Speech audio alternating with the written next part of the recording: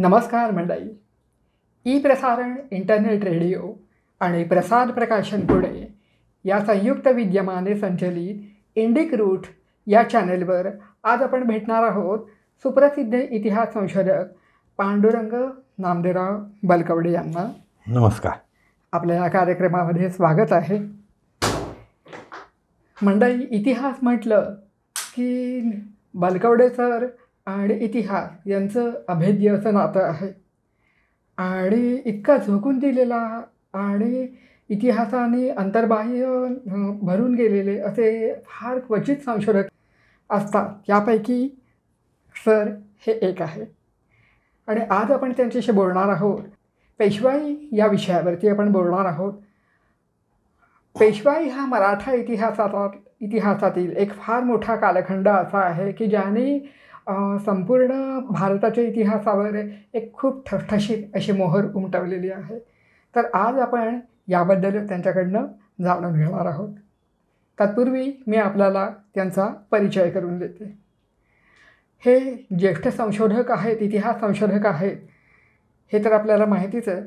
शिवचरित्र व्याख्याते आहेत, मोडी लिपी तज्ज्ञ आहेत, पुरातत्ववेत्ते आहेत, दुर्गाभ्यासक आहेत, इतिहास संशोधक मंडळाचे सर चिटणीस आहेत, सावित्रीबाई फुले पुणे विद्यापीठाचे विद्या परिषद सदस्य आहेत, मराठा साम्राज्याचे अभ्यास केंद्र असं सावित्रीबाई फुले युनिव्हर्सिटीमध्ये पुणे विद्यापीठामध्ये ते या अभ्यास केंद्राचे संचालक आहेत. बालभारतीचे ते इतिहास समिती सदस्य आहेत.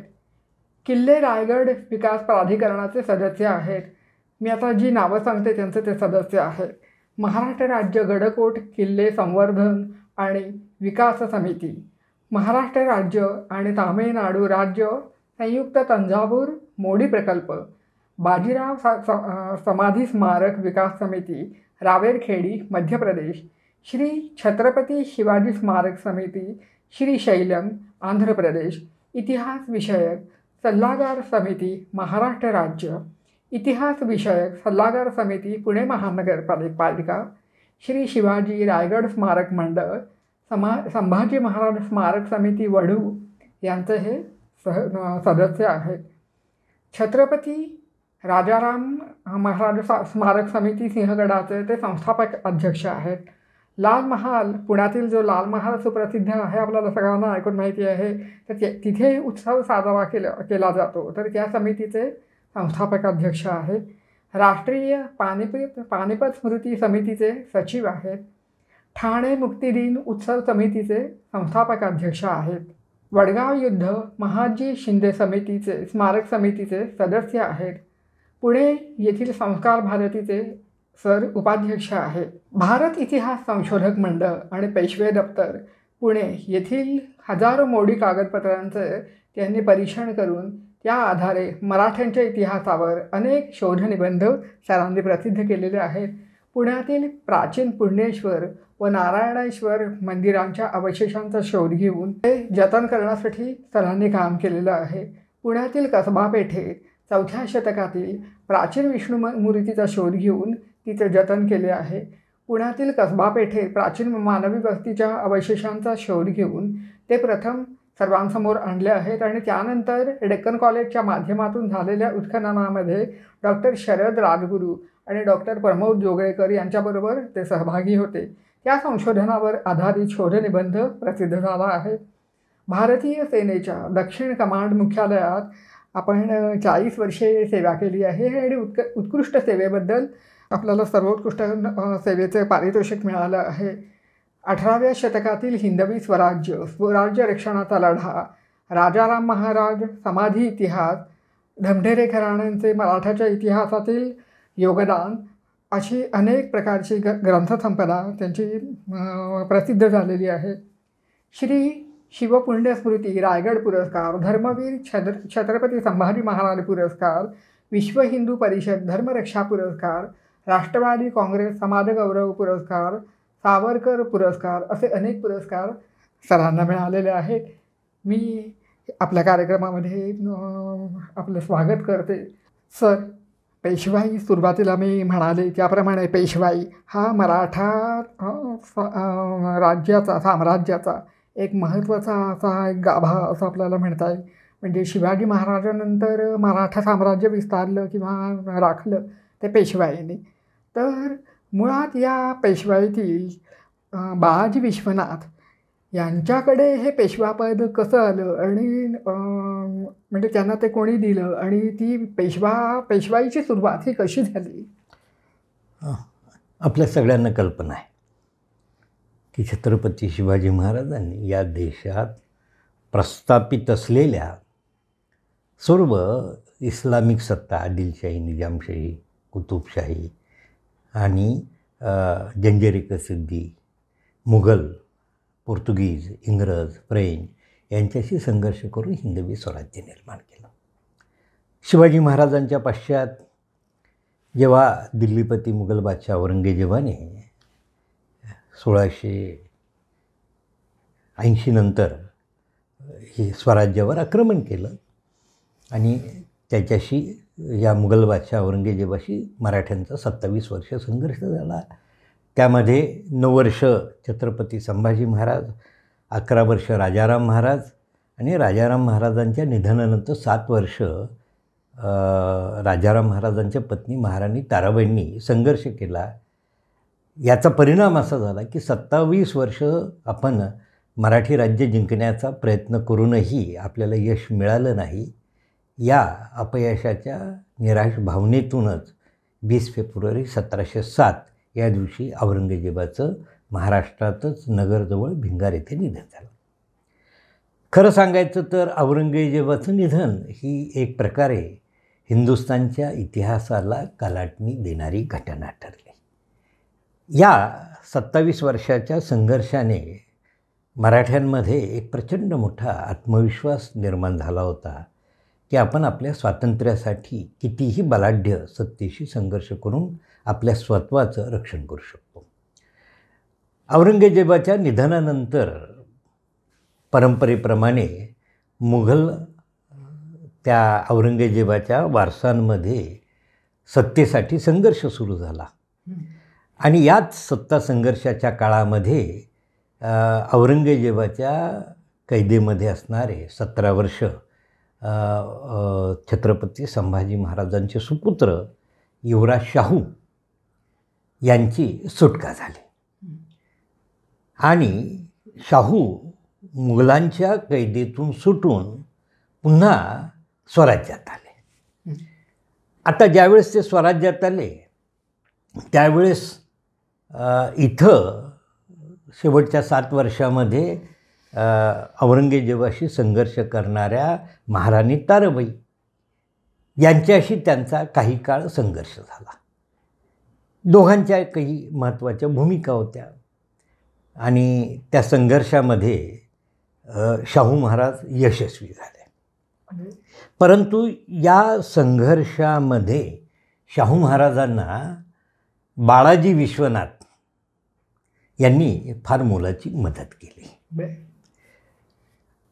आणि मग ज्यावेळेस शाहू त्यांनी सातारा काबीज केलं, ताराबाईंनी त्यावेळेस कोल्हापूरमध्ये पन्हाळ्याला आपलं स्वतंत्र राज्य निर्माण केलं आणि या संघर्षा काळामध्ये ताराबाईंच्या बाजूने कान्होजी आंग्रे हे की जे सारखेल होते, त्यांच्याकडं कोकणाचा मराठा राज्याचा बराचसा भागाची रक्षणाची आणि आरमाराची जबाबदारी होती. एक मोठं नाव होतं ते ताराबाईंच्या वतीने शाहू महाराजांशी संघर्ष करत होते आणि अशा वेळेस शाहू महाराजांच्या विनंतीवरून, आज्ञेवरून बाळाजी विश्वनाथ यांनी कान्होजी आंग्रे हे त्यांचे पूर्वश्रमीचे मित्र, कारण की दोघंही कोकणातून आलेले एकाच भागातून, त्यांचे फार पूर्वीपासूनचे ऋणानुबंध होते आणि त्यावेळेस बाळाजी विश्वनाथांनी कान्होजी आंग्र्यांना शाहूंची भूमिका, शाहूंची बाजू पटवून दिली आणि त्यामुळे कान्होजी आंग्रे हे शाहूंना येऊन मिळाले. ही फार मोठी गोष्ट. हां, आणि ताराबाईंच्या गटातले सगळ्यात बलाढ्य असे कान्होजी आंग्रे हे शाहूंकडे आल्यामुळे शाहूंची बाजू ही अतिशय भक्कम झाली.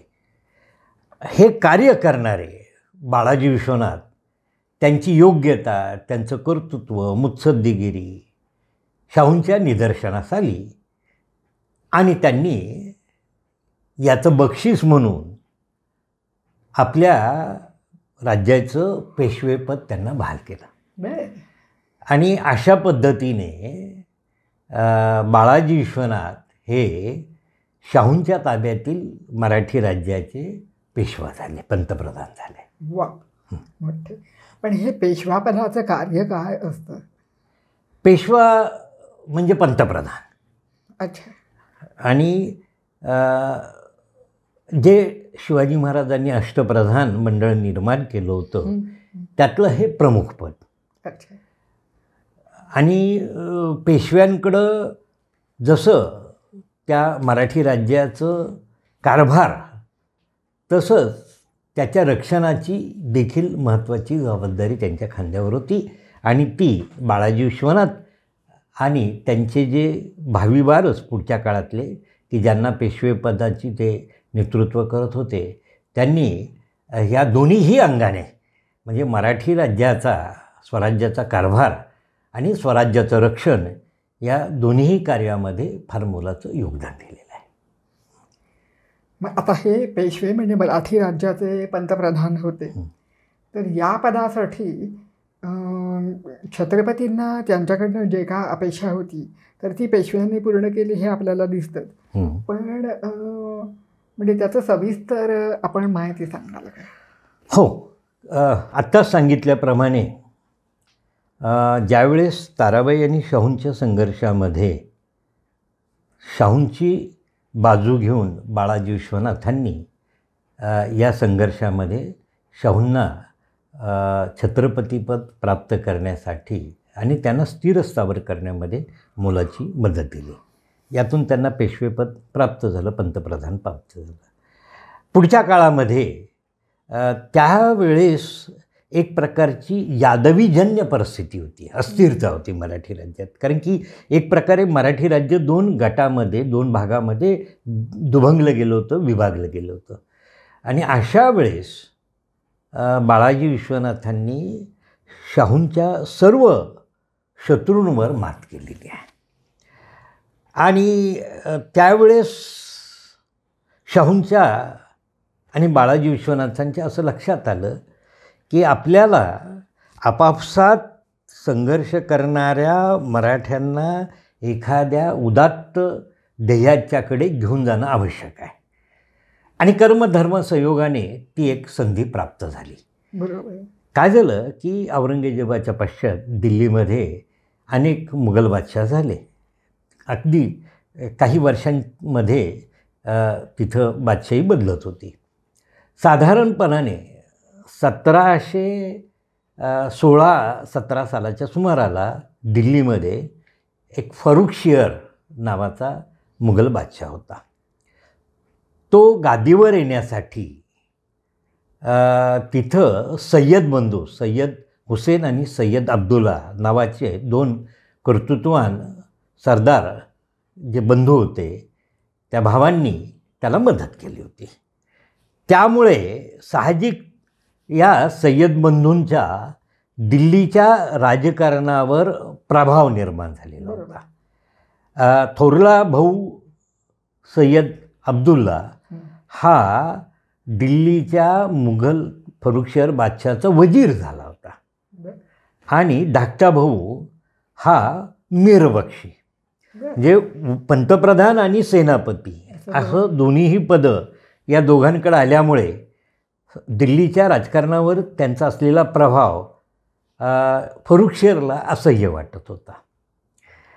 आणि यांना आपण कुठेतरी शह देऊन आपल्या या बादशाहीवर आपलं पूर्ण वर्चस्व निर्माण करावं, या भूमिकेतून फरुखशियरने बड्या सय्यदाला दक्षिण जे मुघलांची दक्षिणची 6 सुब्याची जे राज्य होतं बऱ्हाणपूरपासून कन्याकुमारीपर्यंत, त्याचं सरसुभेदारपद देऊन त्यांना दक्षिणेत पाठवलं.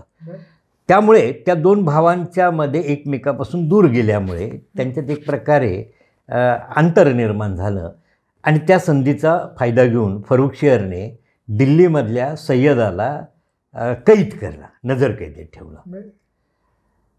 आणि म्हणून मग दिल्लीतल्या सय्यदाने आपल्या धाकट्या भावाला दक्षिणेतून आपल्या मदतीला उत्तरेकडे बोलवलं.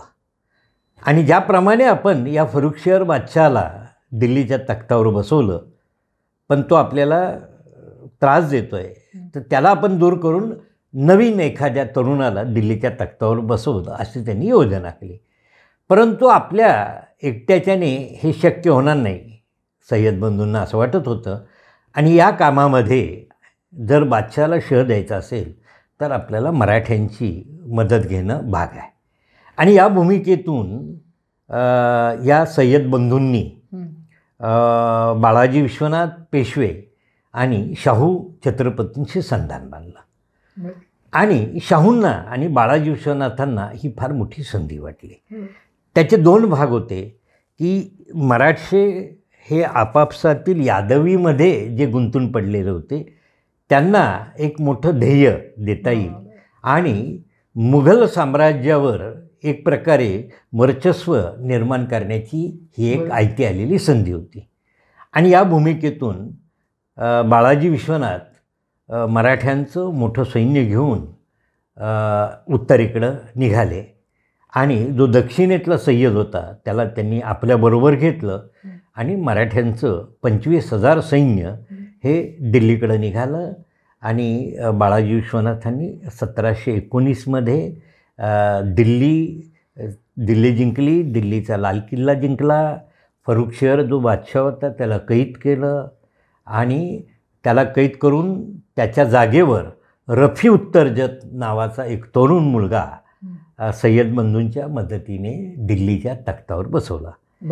आणि या कार्याबद्दल, या कामाबद्दल त्यांनी बाळाजी विश्वनाथांनी दिल्लीच्या दिवाण्यामध्ये दरबार भरून त्याचं राज्यारोहण करून त्याच्याकडून 3 महत्त्वाच्या सनदा मिळवल्या. पहिली सनद की छत्रपती शिवाजी महाराजांनी जे स्थापन केलेलं हिंदवी स्वराज्य होतं त्या स्वराज्याला मान्यता देणारी स्वराज्याची सनद. अरे वा. दुसरी सनद की मुघलांचं बऱ्हाणपूरपासून कन्याकुमारीपर्यंत जे 6 सुबे होते त्या 6 सुब्याच्या चौथाई आणि सरदेशमुखीची सनद. म्हणजे काय तर या दक्षिणेतल्या मुघलांच्या 6 सुब्याचं कुठल्या आक्रमणापासून किंवा अंतर्गत सरदारांच्या संस्थानिकांच्या यादवीपासून रक्षण करणं आणि त्या बदल्यात या मुघलांच्या दक्षिणेतल्या 6 सुब्याच्या महसुलाचा 4था भाग आणि 10वा भाग म्हणजेच त्याला चौथाई आणि सरदेशमुखी याचा अधिकार मराठ्यांना प्राप्त झाला. मोठी गोष्ट. म्हणजे काय झालं की एक प्रकारे ज्या औरंगजेबाने जे म्हणजे दक्षिणेत एवढं मोठं राज्य निर्माण केलं होतं मराठ्यांची आणि आदिलशाही जिंकून घेतली होती. म्हणजे बघा की ज्या औरंगजेबाने फक्त 1.5 वर्षामध्ये शेकडो वर्षाची आदिलशाही सल्तनत जिंकून मुघल साम्राज्यात विलीन केली, ज्या औरंगजेबाने शेकडो वर्षाची गोळकोंड्याची कुतुबशाही सल्तनत फक्त 6 महिन्यात जिंकून मुघल साम्राज्यात विलीन केली आणि अशा पद्धतीने औरंगजेबाने मुघल साम्राज्य कन्याकुमारीपर्यंत नेलं. त्या मुघल साम्राज्याच्या रक्षणाची आणि त्या बदल्यात चौथाई सरदेशमुखीचा अधिकार एक प्रकारे छत्रपती शाहू आणि मराठ्यांना प्राप्त झाला. म्हणजे हा मोठा विजय होता. हा बाळाजी विश्वनाथांचा पराक्रम, त्यांच्या मुत्सद्दीगिरी आणि कर्तृत्वाचा भाग होता. आणि आणखी एक मोठं कार्य बाळाजी विश्वनाथांनी केलं ते म्हणजे औरंगजेबाने ज्यावेळेस संभाजी महाराजांची हत्या केली आणि त्यानंतर मराठ्यांची राजधानी रायगड हा जिंकून घेतला आणि रायगड जिंकल्यानंतर छत्रपती संभाजी महाराजांचं जे कुटुंब होतं, महाराणी येसूबाई, बाळशाहू आणि आणखी 2 मुलं होती. त्यांना कैद केलं होतं. शाहूंची सुटका झाली, परंतु शाहूंच्या मातोश्री, छत्रपती शाहूंच्या मातोश्री येसूबाई या मात्र तोपर्यंत जवळजवळ 30 वर्ष मुघलांच्या कैदेमध्ये होत्या. ज्यावेळेस बाळाजी विश्वनाथांनी दिल्लीमध्ये हा पराक्रम गाजवला, हे कार्य केलं, त्याचबरोबर त्यांनी मुघलांच्या कैदेमध्ये असणाऱ्या महाराणी येसूबाई राजमाता यांची सुटका करून घेतली आणि दिल्लीपासून सातारा राजधानीपर्यंत वाजत गाजत महाराणी येसूबाईंचं त्यांना घेऊन आले. हे बाळाजी विश्वनाथांचं महान कार्य आहे. दुर्दैवाने ते स्वराज्यात आले, परत सातारला आले. शाहू महाराजांनी त्यांचा यथोचित गौरव केला आणि त्यांचं कौतुक केलं.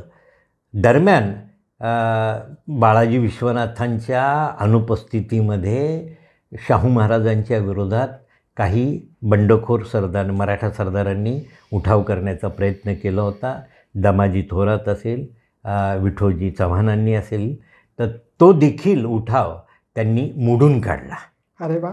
हां, आणि ते झालं आणि शाहूंची सत्ता निर्वेद केली. परंतु दुर्दैवाने बाळाजी विश्वनाथांचं अगदी थोडक्याच दिवसामध्ये म्हणजे 1720मध्ये निधन झालं. अरे, खरं सांगायचं तर शाहूंना हा फार मोठा मानसिक धक्का होता.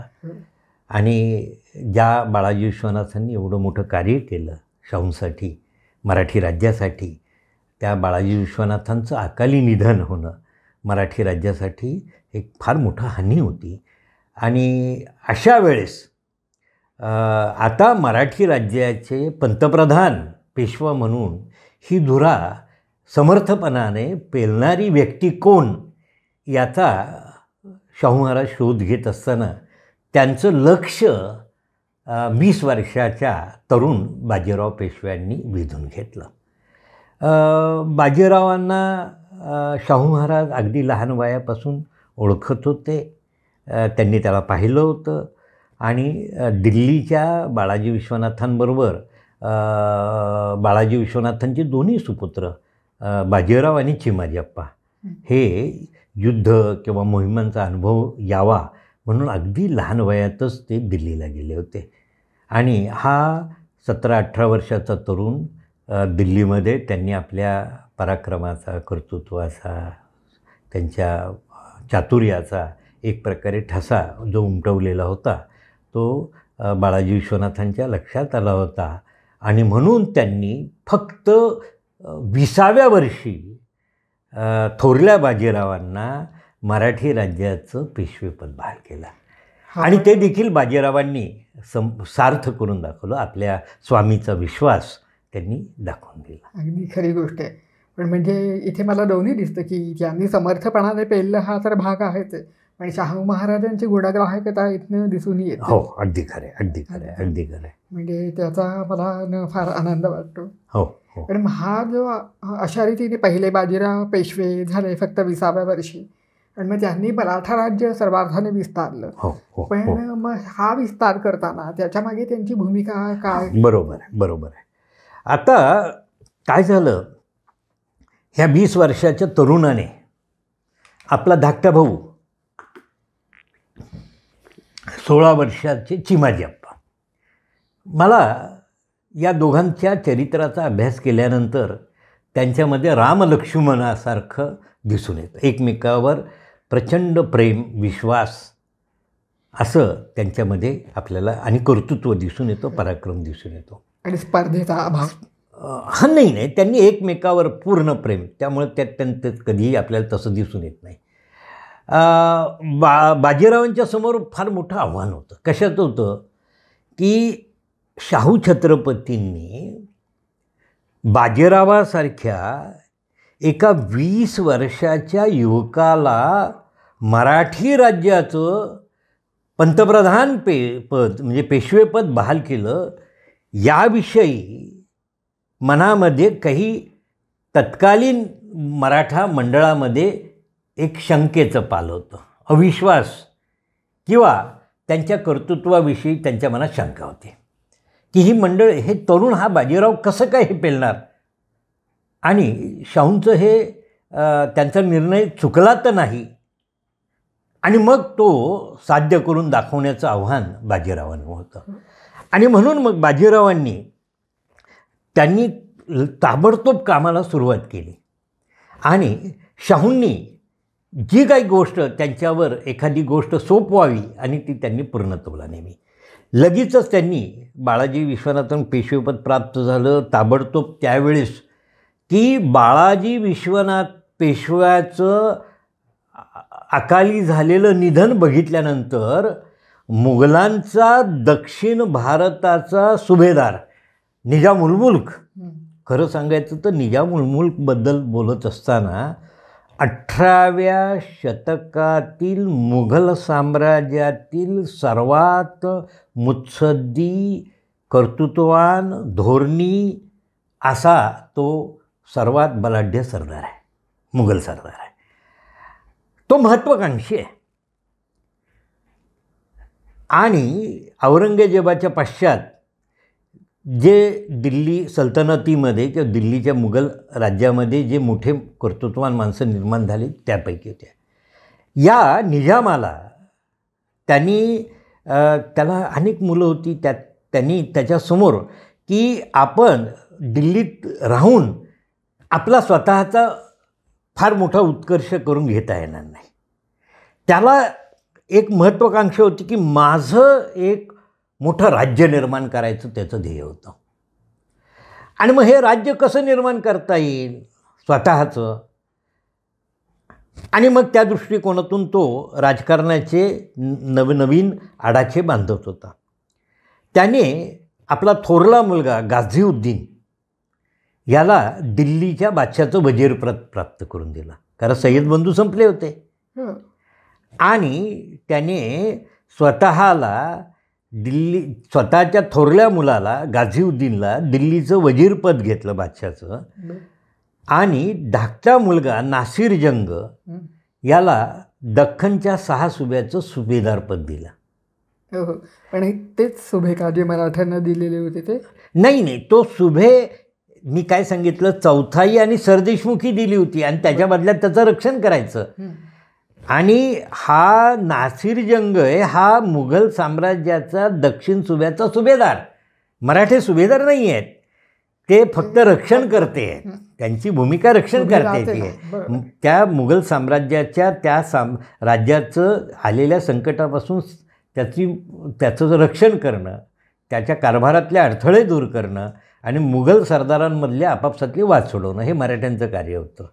परंतु त्या मुघल साम्राज्याचा सुभेदार म्हणून या निजाम उल मुल्क हा दख्खनमध्ये आला आणि त्याला दिल्लीपासून लांब आपलं स्वतःचं राज्य निर्माण करायचं होतं. आणि त्याला लक्षात आलं की हा बाजीराव फार मोठा महत्त्वाकांक्षी आहे आणि याच्याशी आपला आता भविष्यात संघर्ष होणार आहे. म्हणून निजामाने मुघलांच्या 6 सुब्याची राजधानी जी औरंगाबादला होती ती औरंगाबादवरून दूर हैदराबादला नेली आणि की मराठ्यांपासून लांब जायचं, बाजीरावापासून लांब, म्हणून त्यांनी ती हैदराबादला राजधानी दख्खनची हलवली. आणि तिथून आणि मग भविष्यात त्याचा आणि बाजीरावाचा संघर्ष सुरू झाला. निजाम हा पाताळयंत्री होता, म्हणजे त्याचे अनेक गुण मी सांगितले. त्याने काय केलं की शाहू छत्रपतींना जे चौथाई आणि सरदेशमुखीचा अधिकार प्राप्त झाला होता, तर त्यावेळेस शाहू आणि ज्या ताराबाई की ज्यांनी पन्हाळा किंवा करवीरला, कोल्हापूरला स्वतंत्र राज्य निर्माण केलं होतं, ताराबाईंच्या विरुद्ध राज्यक्रांती झाली. त्यांचा सावत्र मुलगा राजसबाई म्हणून राजाराम महाराजांच्या द्वितीय पत्नी होत्या, त्यांचा मुलगा संभाजी त्याने ताराबाईंच्या विरुद्ध उठाव केला आणि ताराबाईंना त्यांनी कैद करून पन्हाळ्याच्या किल्ल्यात नजरकैदेत ठेवलं. बर. आणि ताराबाईंचा जो मुलगा होता हं. की छत्रपती शिवाजी, बर. राजारामांचे थोरले चिरंजीव, अच्छा. की ज्यांच्या नावाने ताराबाई अनेक वर्ष मराठी राज्याचा कारभार पाहत होत्या, ते दुसरे शिवाजी, त्यांनाही ताराबाईंच्या बरोबर कैद करून पन्हाळ्याच्या किल्ल्यात ठेवलं आणि स्वतःला त्यांनी कोल्हापूर गादीचे छत्रपती असं घोषित केलं. बर. आणि या संभाजीशी या पाताळयंत्री निजामुल मुल्कने संधान बांधलं आणि त्याला सांगितलं की तू शाहूच्या विरुद्ध उठाव कर, मी तुला सर्व प्रकारची मदत करतो आणि शाहूचा पराभव करून संपूर्ण मराठी राज्य तू तुझ्या ताब्यात घे. वा, छान. आणि अशा पद्धतीने निजामाच्या त्या कारस्थानातून शाहू आणि करवीरकर छत्रपती संभाजी यांच्यामध्ये नवा संघर्ष सुरू झाला. म्हणजे हा त्याने दूरविचाराने बाजीरावांना बाजूला केला. आणि निजामाने आणखी पुढं एक ठरवलं की त्यांनी या दोन छत्रपतींना सांगायला सुरुवात केली की तुम्हाला मला चौथाई आणि सरदेशमुखी द्यायची इच्छा आहे, परंतु जोपर्यंत तुमच्यातला अधिकृत छत्रपती कोण हे ठरत नाही तोपर्यंत मी तुम्हाला ती चौथाई आणि सरदेशमुखी देणार नाही. महापाताळ. हां. आणि मग मात्र शाहूंच्या बाजूने निजामाशी संघर्ष करणं भाग होतं आणि मग बाजीरावांनी या निजामाशी अनेक वेळा संघर्ष केला. आपल्याला कल्पना आहे पालखेडचं युद्ध असेल आणि त्याचबरोबर भोपाळच्या युद्धामध्ये बाजीरावांनी निजामावर पूर्णतः मात केली, निजामाचा दारुण पराभव केला आणि निजामासारख्या एका महत्त्वाकांक्षी मराठी राज्याचा द्वेष करणाऱ्या या मुघल सरदारावर त्याच्यावर पूर्ण विजय प्राप्त करून त्याला आपल्या अधिकाराला मान्यता देणं भाग पडलं. हे बाजीरावांचं पहिलं कर्तृत्व. बाजीरावांनी आपण आत्ता म्हटलात की बाजीरावांनी मराठी राज्याची कशा पद्धतीने सेवा केली, त्यांच्यातली स्वामीनिष्ठा आणि बाजीरावांचं कर्तृत्व. आत्ताच मी सांगितलं की ह्या निजामावर बाजीरावाने मात करून शाहूंचा पक्ष निर्दोष केला आणि त्यांनी एक प्रकारे शाहूंवरचं संकट दूर केलं आणि मराठी राज्यावरचं ह्या निजामाचं जे आलेलं संकट तेही दूर केलं. त्यावेळेला त्यांचं वय काय होतं? बाजीरावांचा हा संघर्ष जवळजवळ पुढच्या काळात जवळजवळ बाजीरावांचा 20 वर्षाचा संघर्ष आहे, पण त्याचे अनेक टप्पे आहेत. बाजीरावांच्या कर्तृत्वाचे जसं निजामासारख्या मुघल एका कर्तृत्वाने ह्याच्यावर केलेली मात, तसंच बाजीरावांकडून अनेक कर्तृत्वाच्या गोष्टी घडल्या. बाजीरावांनी एक आणखी ठरवलं होतं की आपल्याला छत्रपती शिवाजी महाराजांच्या हिंदवी स्वराज्याचं साम्राज्य करायचं आणि ते देशव्यापी करायचं, हे ध्येय त्यांनी आपल्या उराशी बाळगलं. आणि मग त्यातून पहिली गोष्ट की बाजीरावांनी माळव्यावर आक्रमण केलं. हो. त्यावेळेस मुघलांच्या वतीने माळव्याला गिरीधर बहादर आणि दया बहादर नावाचे 2 रजपूत बंधू सुभेदार होते. ते पराक्रमी होते, कर्तृत्वान होते, परंतु ते जुलमी होते. त्यांनी माळव्यातल्या जनतेवर कराविषयी, महसुलाविषयी खूप अन्याय केला आणि माळव्याची त्यांनी लूट केली. त्यामुळे माळव्याची सामान्य जनता या गिरधर बहादर आणि दया बहादर या 2 मुघल सुभेदार बंधूंच्या अन्यायाला त्रासलेली होती, कंटाळलेली होती. आणि त्याच भूमिकेतून माळव्यातले जे छोटे मोठे जमीनदार संस्थानिक होते, त्यांच्यापैकी एक नंदलाल मंडलोई म्हणून होते. ते इंदोर उज्जैनच्या परिसरातले होते. त्यांनी या माळव्यातल्या सर्व जमीनदारांना, संस्थानिकांना एकत्र केलं आणि बाजीरावांशी संधान बांधला आणि त्यांनी माळव्यामध्ये आमंत्रित केलं. बाजीरावांनी ही संधी मांडली आणि बाजीराव माळव्याकडं निघाले सैन्य घेऊन मोठं. दरम्यान आणखी एक घटना त्याच काळात घडत होती.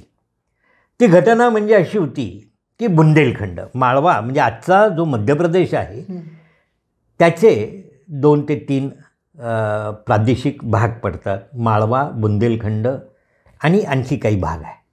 तर त्यातले हे मोठे भाग माळवा आणि बुंदेलखंड. तर बुंदेलखंडाचा इतिहासाचा अभ्यास करत असताना आपल्या असं लक्षात येईल की शिवाजी महाराजांच्या काळामध्ये छत्रसाल बुंदेला नावाचे बुंदेलखंडाचा एक राजपूत राजपुत्र शिवाजी महाराजांकडे आला होता.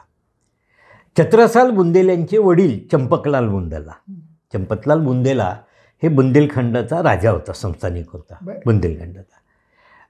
औरंगजेब मुघल साम्राज्याचे ते मांडलिक होते. त्यामुळे औरंगजेबाच्या मराठ्यांवरच्या स्वारीमध्ये ते सामील झाले होते.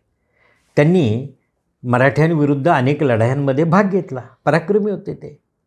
परंतु एके दिवशी धर्मांध औरंगजेबाची मर्जी फिरली आणि त्याच्या मनात असा विचार आला की हा बुंदेलखंडचा राजा आहे चंपतलाल बुंदेला, त्याला जर आपण तू मुसलमान हो म्हटलं तर संपूर्ण राज्यच मुसलमान होईल ना.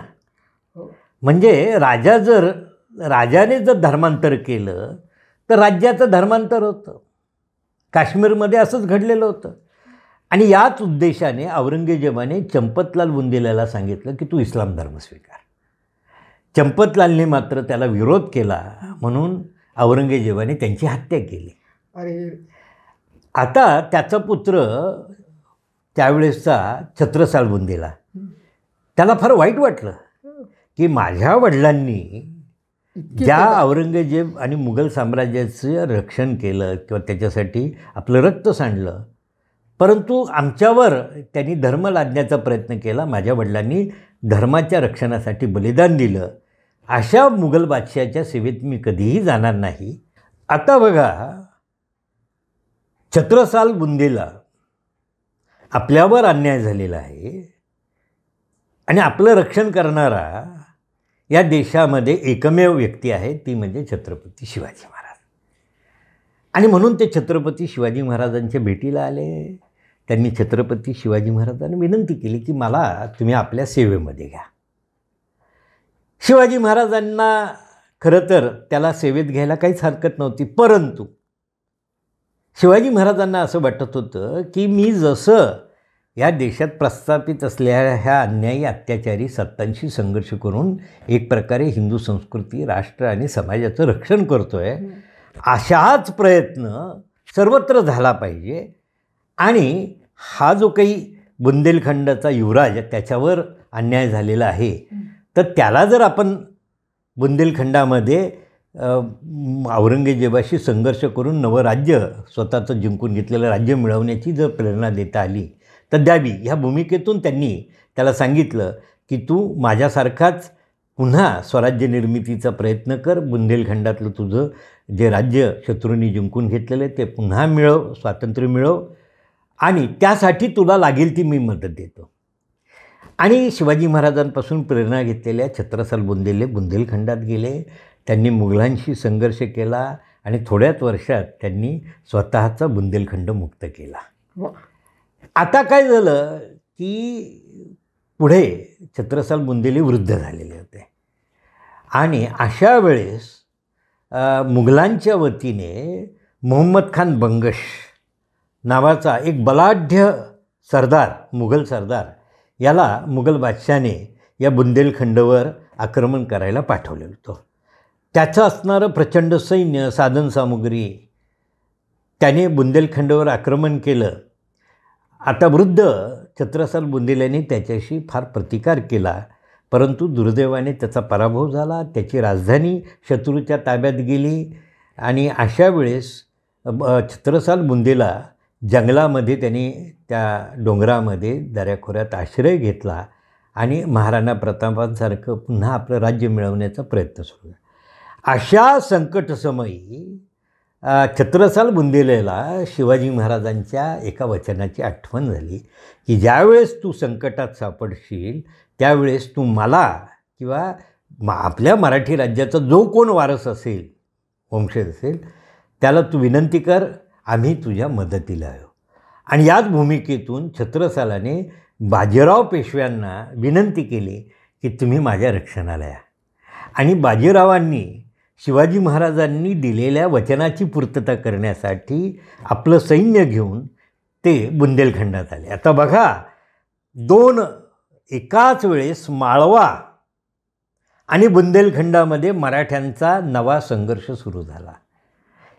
एका बाजूला म्हणून मग बाजीरावांनी आपले धाकटे बंधू चिमाजी अप्पा यांना माळव्यावर जे गिरधर बहादर, दया बहादर या मुघल सुभेदारांवर अन्यायी आक्रमण करून पाठवलं आणि स्वतः मात्र मोठं सैन्य घेऊन ते बुंदेलखंडात उतरले आणि त्यांनी या मोहम्मद खान बंगशाचा पराभव केला. तो पळून गेला, शरण आला आणि त्याने बाजीरावांशी तह केला. आणि त्यानंतर बाजीरावांनी छत्रसाल बुंदेल्यांची राजधानी, ते सगळं राज्य जे जिंकून घेतलं होतं, मुघलांचा पराभव करून, बंगशाचा पराभव करून, ते राज्य सन्मानपूर्वक छत्रसाल बुंदेल्याला पुन्हा बक्षीस दिलं. आणि या उपकाराची जाण म्हणून छत्रसाल बुंदेल्यांनी बाजीरावांना आपला 5वा पुत्र मानून आपल्या 25 लाख रुपयाच्या जहागिरीची 5वा हिस्सा, 5 लाख रुपयांची जहागीर बुंदेलखंडामध्ये बाजीरावांना बहाल केली. अशा पद्धतीने बुंदेलखंडात मराठी राज्याची स्थापना झाली, बाजीरावांनी केली. आणि त्याच वेळेस माळव्यामध्ये बाजीरावांचे धाकटे बंधू चिमाजी अप्पा यांनी धारच्या जवळ त्या गिरधर बहादर आणि दया बहादर ह्या अन्यायकारी सुभेदारांचा पराभव करून त्यांचा वध केला आणि त्यांच्या अन्यायापासून माळव्याची मुक्तता केली. आणि माळव्यातील सर्व जनतेने, तिथल्या स्थानिक जमीनदार आणि संस्थानिकांनी चिमाजी अप्पा आणि बाजीरावांना त्यांचं भव्य स्वागत केलं. आणि अशा पद्धतीने माळवा आणि बुंदेलखंडामध्ये बाजीराव पेशवे आणि त्यांचे धाकटे बंधू चिमाजी अप्पा यांनी मराठी राज्याची स्थापना केली. हा प्रचंड पराक्रम आहे हा. आता या पुढच्या काळामध्ये बाजीराव इथंच थांबले नाही. बाजीरावांनी जे काही मी मगाशी सांगितलं की छत्रपती शिवाजी महाराजांच्या हिंदवी स्वराज्याचं जे साम्राज्य केलं आणि मराठी राज्याच्या अनेक शत्रूंवर एकाच वेळेस विजय प्राप्त करणारे बाजीराव होते. आता बघा, माळवा, बुंदेलखंड, निजामाचा, मुघलांचा प्रमुख पराभव केला. आता जंजिरेकर सिद्धी, आपल्या जंजिरेकर सिद्धींचा इतिहास तुम्हाला माहिती आहे की ते इथं कसे आले, त्यांनी राज्य कसं मिळवलं. शिवाजी महाराजांनी त्या जंजिरेकर सिद्धीशी संघर्ष केला, त्यांच्या पश्चात संभाजी महाराजांनी केला. अशाही परिस्थितीत जंजिरेकर सिद्धींनी त्या जंजिरा किल्ल्यापुरतं आपलं राज्य रक्षण करून या दोन्ही छत्रपतींपासून कसं जीव थोडा वाचून राहिले. ज्यावेळेस संभाजी महाराजांचा मृत्यू झाला त्यानंतरचा जो 17 वर्षाचा 18 वर्षाचा कालखंड होता, त्या कालखंडामध्ये औरंगजेबाविरुद्ध मराठी राज्य जे काही संघर्ष करत होतं त्या संधीचा फायदा घेऊन आणि औरंगजेबाच्या चिथावणीवरून या जंजिरेकर सिद्धीने मराठ्यांच्या ताब्यातील कोकणावर आक्रमण करून बहुतांश कोकण जिंकून घेतला होता. आणि मुघलांनी औरंगजेबाने जिंकून घेतलेला मराठ्यांची राजधानी असलेला रायगड औरंगजेबाने या जंजिरेकर सिद्धीला बहाल केला होता. म्हणजे संपूर्ण कोकण किनारपट्टी, तिथले किल्ले, आपला रायगड किल्ला हा जंजिरेकर सिद्धीच्या ताब्यात होता. आणि हे जंजिरेकर सिद्धीने ही मुसलमानी सत्ता होती, अत्यंत अत्याचारी होते, धर्मांध होते, बाटवण्याचं, लुटालूट, कत्तली, स्त्रियांना पळवून न्यायचं, हे त्यांचे अन्याय असह्य झाले होते. म्हणून कोकणातली जनता बाजीरावांकडे आली आणि मग बाजीरावांनी या जंजिरेकर सिद्धीवरही आक्रमण करून कोकणाची मुक्तता केली. 1733मध्ये बाजीराव स्वतःच्या नेतृत्वाखाली त्यांनी 1733च्या ऑगस्ट महिन्यामध्ये, जून जुलै ऑगस्टमध्ये त्यांनी कोकणावर आक्रमण, जंजिरेकर सिद्धीवर आक्रमण केलं. अवचितगड, सुरगड, तळा, घोसाळा, मानगड, बिरवाडी, मंडणगड, कोरळई, रेवदंडा जिंकून घेतलं आणि रायगड किल्ला मुक्त केला. 1733मध्ये छत्रपती शिवाजी महाराजांची राजधानी, स्वराज्याची राजधानी 44 वर्ष मुघल आणि जंजिरेकर सिद्धीच्या ताब्यात होती. ती 44 वर्षानंतर बाजीरावांनी मुक्त केली आणि एक प्रकारे शिवाजी महाराज जंजिरेकर सिद्धीवर पूर्ण मात केली. जंजिरेकर सिद्धी शरण आला आणि हे एक बाजीरावांचं. आणि पुढे थोडासा जंजिरेकर सिद्धी, त्याच्यातला एक सरदार होता सिद्धी-सात, की ज्याने पुन्हा उठाव करण्याचा प्रयत्न केला. तर बाजीरावांचे धाकटे बंधू चिमाजी अप्पा यांनी 1737मध्ये अलिबागजवळ कामार्ले येथे या सिद्धी-सातचा पराभव करून त्याचा वध केला. आणि त्यानंतर मात्र 1737 नंतर जंजिरेकर सिद्धी ही एक त्रासदायक सत्ता निष्प्रभ झाली आणि त्यांना एक प्रकारे मराठ्यांचं आधिपत्य, मांडलिकत्व मान्य करावं लागलं. बाजीरावांच्या काळात घडलेलं हाही पराक्रम, कर्तृत्व. आणि आणखी एक मोठी गोष्ट बाजीरावांनी काय केली तर वसईच्या पोर्तुगीजांवर. आपल्या सगळ्यांना कल्पना आहे की पोर्तुगीज 1509मध्ये व्यापाराचं निमित्त करून भारताच्या समुद्र किनारपट्टीवर, पश्चिम किनारपट्टीवर आले आणि हळूहळू त्यांनी व्यापाराचं निमित्त करून आपल्या संपूर्ण पश्चिम किनारपट्टीवर आपली सत्ता प्रस्थापित केली. गोवामध्ये, ज्याला गोव्यातलं पोर्तुगीजांचं राज्य, त्याला दक्षिण फिरंगान म्हटलं जात होतं. आणि उत्तरेकडचं राज्य म्हणजे ठाण्यापासून, मुंबई ठाणे ज्याला साष्टी म्हटलं जात होतं, तिथून तर गुजरातच्या सीमेपर्यंत त्याला ठाणे, वसई आणि त्याला दीव दमण ह्या भागात पोर्तुगीजांनी आपलं राज्य प्रस्थापित केलेलं होतं आणि त्याला दक्षिण फिरंगान म्हटलं जात होतं.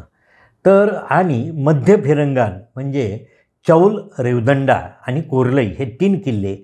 अशा पद्धतीने मध्य फिरंगान म्हणजे पोर्तुगीजांचं पश्चिम किनारपट्टीवर गोवा म्हणजे दक्षिण फिरंगान, रेवदंडा, चौल, कोरलई मध्य फिरंगान आणि ठाण्यापासून गुजरातपर्यंतचं जे राज्य होतं त्याला उत्तर फिरंगान म्हटलं जातं. आपल्याला कल्पना आहे की पोर्तुगीज हे कॅथॉलिक ख्रिश्चन होते, त्यांच्यावर धर्मगुरूंचा प्रभाव होता. आणि या पोर्तुगीजांनी गोव्यामध्ये आणि या उत्तर फिरंगानामध्ये, मुंबई आणि त्या पालघर वगैरेच्या भागात प्रचंड हिंदूंवर अत्याचार, धर्मांतरं केली होती. आणि तिथंही तिथली हिंदू जनता त्राही झाली होती. आणि म्हणून त्या सगळ्यांनी बाजीरावांकडं, शाहू छत्रपतींकडं गाऱ्हाणं गायलं की आमचं रक्षण करा, संस्कृतीचं, धर्माचं रक्षण करा.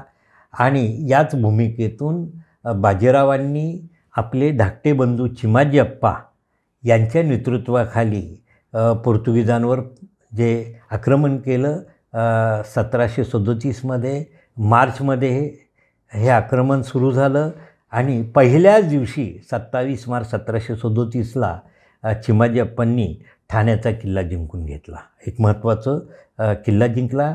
आणि 15 मे 1739 जवळजवळ 2-2.5 वर्ष हा संघर्ष चालला. फार मोठं बलिदान द्यावं लागलं. आणि मग या फिरंगाणातले जे अनेक महत्त्वाचे किल्ले होते त्याच्यामध्ये ठाणे, वेसावा, वांद्रा, तांदूळवाडी, कालदुर्ग, ठाणेकोट, मनावर, बदलापार्डी, डहाणू, पारशिक, केळवे, माहीम अशा अनेक 20-25 किल्ले चिमाजी अप्पांनी त्यावेळेस बाजीरावांच्या आज्ञेने जिंकून घेतले. आणि शेवटी 15 मे 1739 वसईचा किल्ला जिंकला आणि पोर्तुगीज शरण आले. आणि आपल्याला आश्चर्य वाटेल की पोर्तुगीजांच्या त्यावेळेस पोर्तुगीज हे इंग्रजांपेक्षा अतिशय बलाढ्य होते.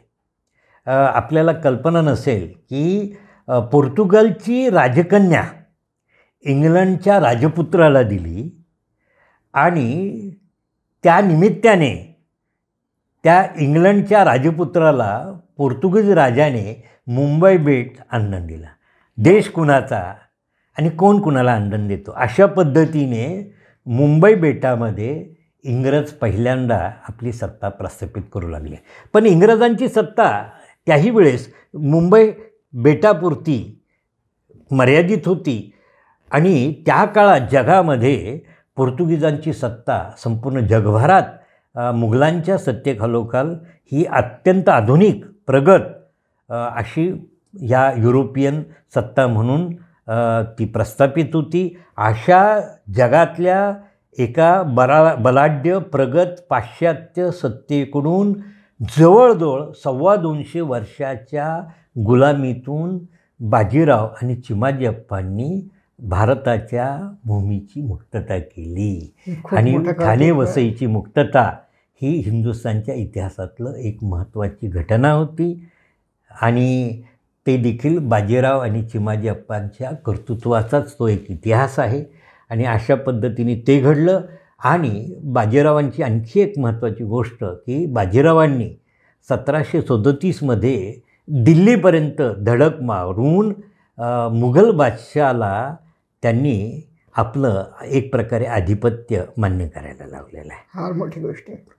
दुर्दैवाने बाजीरावांचं आयुष्य कमी राहिलं आणि 28 एप्रिल 1740 या दिवशी मोहिमेवर असताना माळव्याच्या नर्मदा नदीच्या काठावर रावेरखेडी इथं फक्त वयाच्या 40व्या वर्षी या महान एका पेशव्याचं स्वामीनिष्ठ पराक्रमी कर्तृत्वान धोरणी अशा या पेशव्याचं निधन झालं. फक्त बाजीरावांचं अनेक गोष्टींनी त्यांचं हिंदुस्थानच्या इतिहासात फार मोठं महत्त्व आहे, योगदान आहे. बाजीरावांनी युद्धशास्त्रामध्ये फार मोठी क्रांती केली. बाजीरावांना अजिंक्य योद्धा म्हणूनही ओळखलं जातं. बाजीरावांनी युद्धशास्त्रातली क्रांती म्हणजे आपण छत्रपती शिवाजी महाराजांनी ज्याला आपण गनिमी कावा म्हणतो, पायदळाचं गनिमी कावा, की सह्याद्री त्यातले दऱ्याखोऱ्या आणि गडकोटांच्या साहाय्याने शिवाजी महाराजांनी आपल्यापेक्षा कित्येक पट शक्तिमान असलेल्या सैन्यबळ असलेल्या अशा मुघल साम्राज्याशी संघर्ष केला, ज्याला आपण गोरिला वॉरफेअर म्हणतो, की ज्याला गनिमी कावा शिवाजी महाराजांनी जो निर्माण केला जगामध्ये, त्याचे जनक मानतो तो पायदळाचा गनिमी कावा होता. परंतु आता मात्र मराठी राज्याच्या बाबतीत वेगळ्या घटा, कारण की आता मराठी राज्य हे फक्त सह्याद्रीपुरतं मर्यादित राहिलेलं नव्हतं 17व्या शतकाळात सारखं. ते आता फार मोठं विस्तार होत होता. माळवा, बुंदेलखंड, दिल्लीपर्यंत त्याचा विस्तार होत होता आणि कर्नाटकमध्ये त्याचा विस्तार झालेला होता. चारही बाजूला गुजरातमध्ये विस्तार झालेला होता. आणि असा विस्तार झाल्यानंतर त्या मराठी राज्याचं रक्षण करणं, त्याचं संवर्धन करणं हे करत असताना आपल्याला परंपरागत पायदळाचा गनिमी कावा तितकासा योग्य ठरत नव्हता. म्हणून बाजीरावांनी घोडदळाचा गनिमी कावा सुरू केला. गतिमान हालचाली करणं आणि कितीही शक्तिमान शत्रू असला तरी त्या शत्रूवर अचानक छापे घालणे, शत्रूची रसद लुटणे आणि शत्रूला शरण यायला भाग पाडणं. आणि बाजीरावांचं मोठेपण, बाजीरावांच्या युद्धनीतीचा जगभरात अभ्यास केला जातो. आजही जगामध्ये आधुनिक युद्धशास्त्रामध्ये बाजीरावांच्या या युद्धशास्त्राचा अभ्यास केला जातो. आणि त्याचं वैशिष्ट्य म्हणजे बाजीराव युद्धाशिवाय विजय प्राप्त करणारा हा महान सेनापती होता, की शत्रूला शरण येण्याशिवाय पर्यायच ठेवायचा नाही.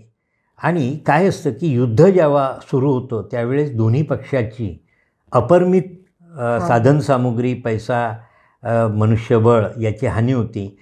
बाजीराव ही सर्व हानी टाळून शत्रूची रसद लुटून शत्रूला त्याला उपवास काढायला भाग पाडणं, त्याचं पाणी तोडणं आणि त्याला शरण येण्याशिवाय, युद्धाशिवाय पर्याय न ठेवणं. आणि अशा पद्धतीने बाजीरावांनी जगामध्ये एक आधुनिक घोडदळाचा एक नवं युद्धशास्त्र विकसित केलं. आणि म्हणूनच मराठी राज्य जरी कित्येक पटीने विस्तारत होतं तरी देखील मराठी त्या राज्याचं समर्थपणाने रक्षण करू शकत होते आणि त्याचं संवर्धन करू शकत होते. हे बाजीरावांचं मोठे फार मोठे. आता हा साम्राज्य विस्तार करत असताना त्याच्यामध्ये इतर मराठी सरदारांचं योगदानही मिळालं, तर ते कसं? बाजीरावांचं आणखी एक वेगळेपण आहे की बाजीरावांना एका समस्येच्या सामोरे जावं लागलं. शाहू महाराजांचे जे परंपरागत सरदार होते, अष्टप्रधान, बाजीरावांनी जे काही मिळवलं ते स्वपराक्रमाने मिळवलेलं होतं आणि अगदी लहान वयामध्ये मिळवलेलं होतं. त्यामुळे साहजिकच बाजीरावांना मिळालेलं यश अगदी कमी कालखंडामुळे, यामुळे जे अष्टप्रधान मंडळ आणि परंपरागत जे मोठे सरदार होते मराठी राज्यातले, ते बाजीरावाचा द्वेष करत होते आणि त्याला कुठल्या ना कुठल्या प्रकारे शह देत होते. त्याला सहकार्य करत नव्हते अपेक्षित. शाहू महाराजांची इच्छा असायची, परंतु ही मंडळी बाजीरावांना पूर्ण सहकार्य करत नाहीत, हातचं राखून काम करतायत, हे बाजीरावांच्या लक्षात आलं. आणि मग म्हणून बाजीरावांनी परंपरागत सरदारांच्या नादी न लागता नवीन, होतकरू, पराक्रमी अशा तरुण, कर्तृत्वान सहकाऱ्यांना आपल्या भोवती जमवलं. मग त्यातून मल्हारराव होळकर, राणोजी शिंदे, उदाजी पवार, दमाजी पिलाजी गायकवाड, अशा तरुण होतकरू तरुणांना आपल्याबरोबर घेतलं आणि त्यांच्या कर्तृत्वाला संधी दिली. आणि त्यांना आपल्याबरोबर घेऊन बाजीरावांनी एक नवं मराठा मंडळ निर्माण केलं. आणि याच मंडळींनी सर्व बाजीराव आणि त्यानंतरच्या सर्व पेशवे मंडळींना अगदी मोलाची साथ दिली. शिंदे, होळकर, पवार, गायकवाड, नागपूरकर, भोसले, आणि यामुळेच मराठी राज्याचा पुढे विस्तार होत गेला. तर बाजीरावांना अगदी त्यांना व्यक्तीची पारख होती आणि ते बरोबर अचूक व्यक्ती निवडून त्याच्यावर योग्य जबाबदारी टाकत होते. आणि अशा पद्धतीने बाजीरावांनी एक कर्तृत्वान, आपल्या खांद्याला खांदा लावून लढणाऱ्या पराक्रमी, मुत्सद्दी, चतुर, हुशार अशा कर्तृत्वान युवकांची फळी निर्माण केली सरदारांची.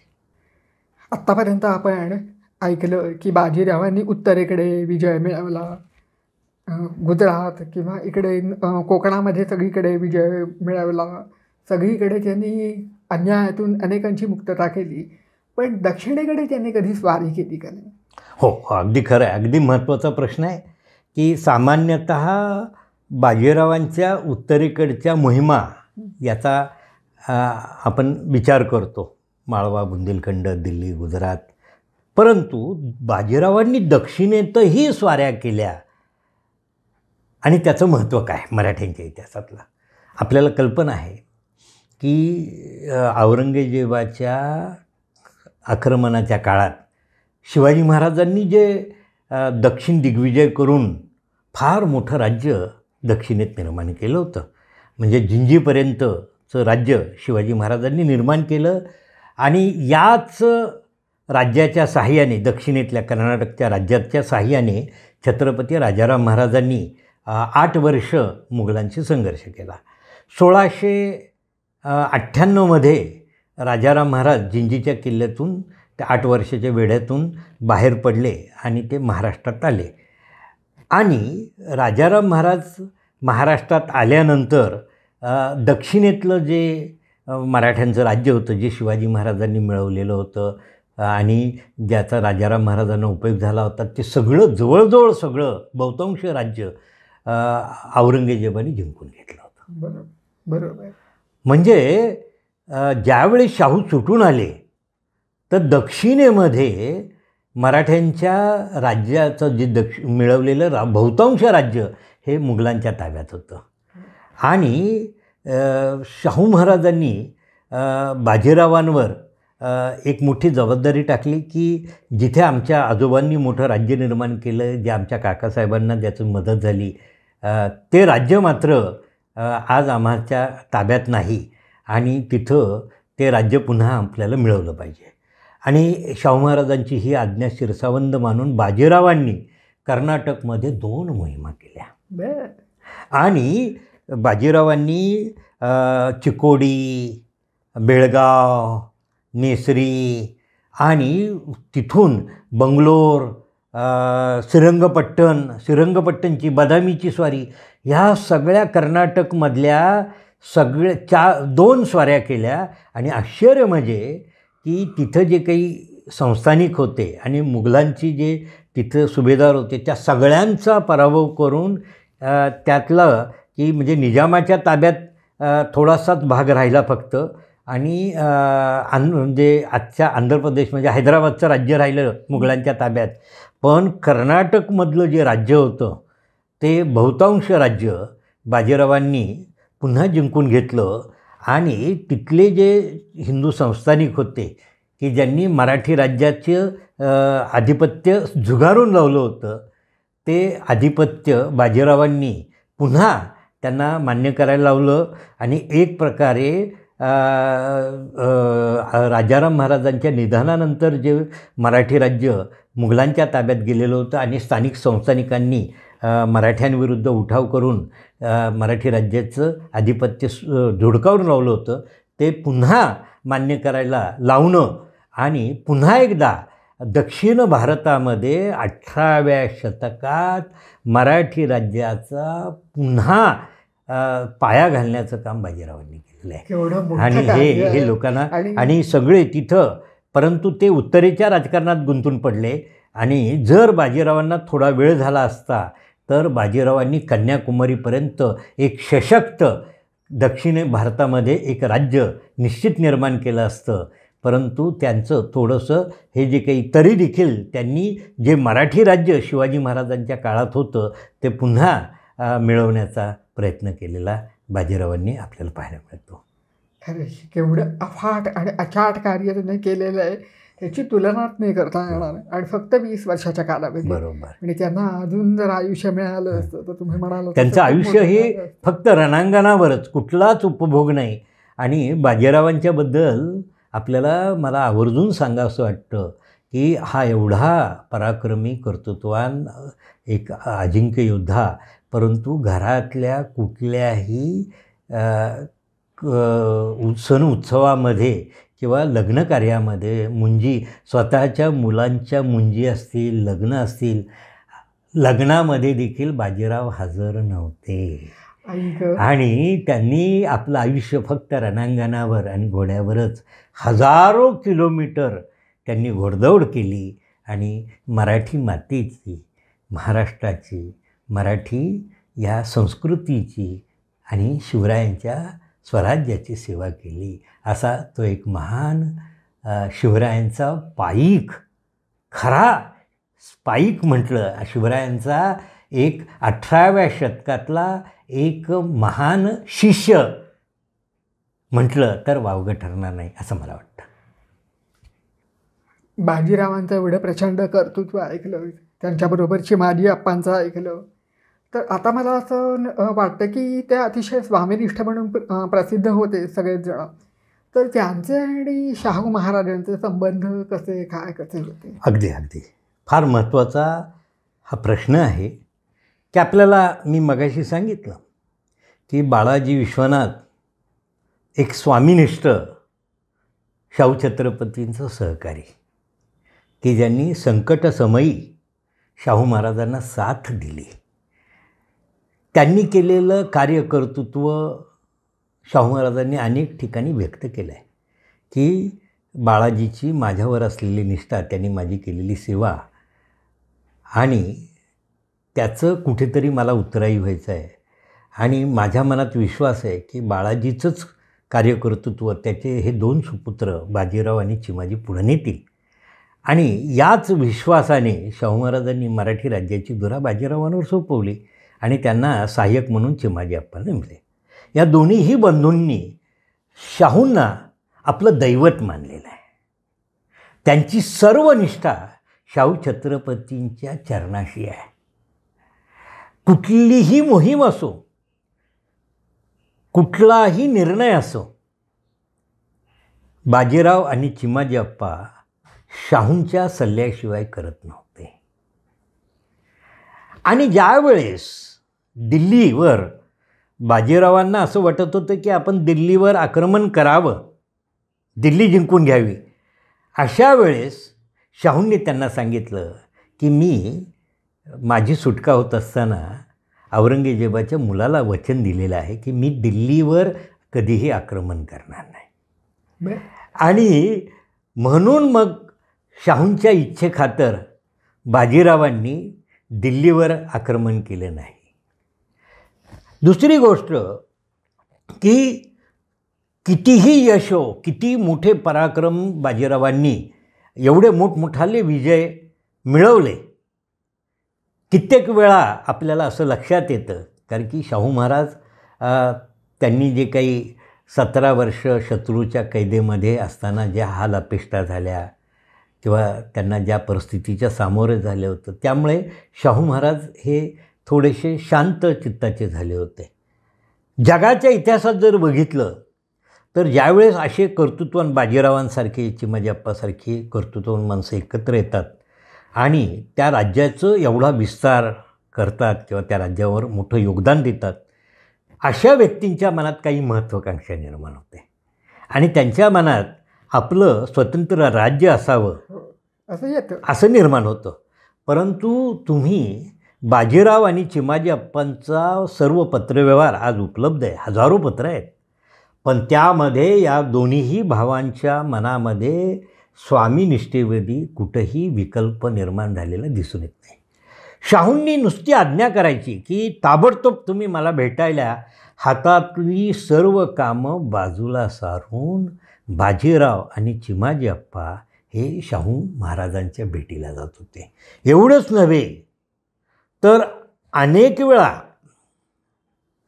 शाहू छत्रपतींच्या इच्छेखातर बाजीरावांना अनेक कटू निर्णय घ्यावे लागत होते. परंतु आपल्या स्वामीची आज्ञा आहे, माझ्यासाठी ती शिरसावंद आहे, मला ती पूर्ण करावीच लागेल. आणि अशा पद्धतीने शाहू महाराजांची बाजीरावांकडून आणि चिमाजी अप्पांकडून असलेली कुठलीही अपेक्षा, इच्छा या दोन्हीही भावांनी कधीही डावलण्याचा प्रयत्न केला नाही. असे ते महान स्वामीनिष्ठ या छत्रपतींचे सेवक होते, शाहूंचे सेवक होते आणि मराठी राज्याचेही ते पाईक होते असं म्हटलं. आणि बाजीरावांनी एक गोष्ट केली की मराठी राज्याचा विस्तार करत असताना सर्व जातीच्या लोकांना आपल्याबरोबर घेतलेलं आहे. आपल्या सगळ्यांना कल्पना आहे की शिवाजी महाराजांच्या यशाचं रहस्य काय, तर शिवाजी महाराजांनी 18 पगड जातीच्या समाजाला, सर्व जातीच्या लोकांना आपल्या कार्यामध्ये सहभागी करून त्यांना कर्तृत्वाची संधी दिली आणि त्यातून आपलं ध्येय साध्य केलं. अगदी तसंच बाजीरावांच्या बाबतीत आपल्याला दिसून येतो. सर्व समाजाला, सर्व जातीच्या, म्हणजे मग ते कऱ्हाडे ब्राह्मण असतील, देशस्थ ब्राह्मण असतील, कोकणस्थ असतील, गोव्यातले सारस्वत असतील, प्रभू CKP लोक असतील आणि धनगर समाज असेल, इतर सर्व समाज असेल, ज्या व्यक्तीच्या म्हणजे त्यांनी व्यक्तीचं कर्तृत्व पाहिलं आणि त्याच्या कर्तृत्वाला त्यांनी संधी दिली आणि त्यांच्याकडून हे अत्यंत कठीण असलेलं कार्य बाजीरावांनी यशस्वीरित्या लोक सहभागातून, लोकांच्या सहकार्याने, सर्व समाजाच्या सहकार्याने, कर्तृत्वान लोकांच्या फळीतून निर्माण केलेलं आहे.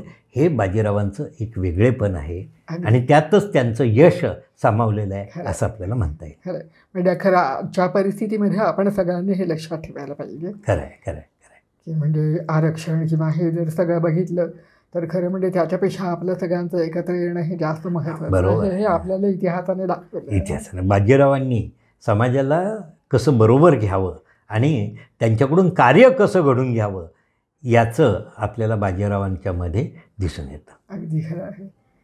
अशा व्यक्तीबद्दल आपण बोलावं, ऐकावं तेवढं थोडं आहे आणि आज तुमच्यामुळं आम्हाला ते भाग्य मिळालं. पण असंच याच पद्धतीने पुढच्या सगळ्या पेशव्यांबद्दल, पेशवाई कालखंडाबद्दल आपल्याकडनं जाणून घेण्याची इच्छा आहे. तर मंडळी, आज आपण या पेशवाई या व्याख्यानमालेमध्ये आज आपण पहिलं व्याख्यान ऐकलं. अशीच अजून पुढची व्याख्यानं आहेत आणि बलकवडे सरांच्या यांच्यामुळे आपल्याला फार सोपं करून आणि खूप छान पद्धतीने आपल्याला ते सगळं ऐकायला मिळतं आहे. तर आता आपण भेटूया पुढच्या भागामध्ये. धन्यवाद. धन्यवाद.